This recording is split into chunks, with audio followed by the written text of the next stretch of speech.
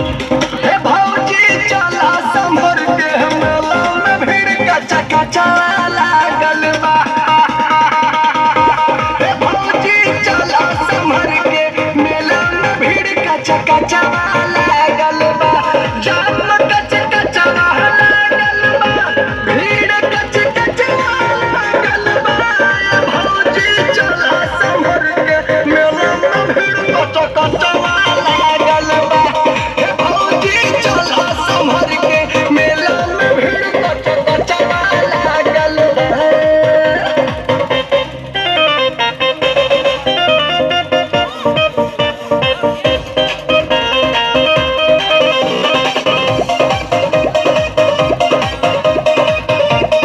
यहाँ कगरिये से भौजी घुमिया ना एने ओने होके मान मौजी जैबू हेराई कैसे तोहरा के ढूंढा। एही से कहत बानी ढेर जानी सौजी घुंघटा उठा के देखिया चाचा लड़न के नचवा लागल बा।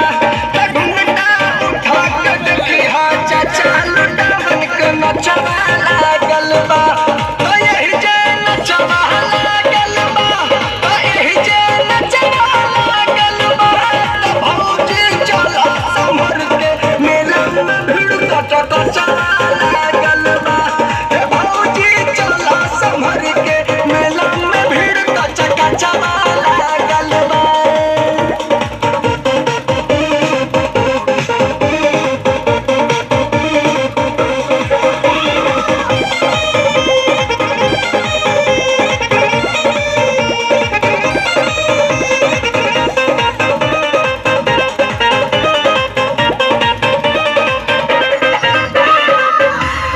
चाउमीन छोला जिलेबी खिया दे, ठेला पर से केला 2 दर्जन दिया दे।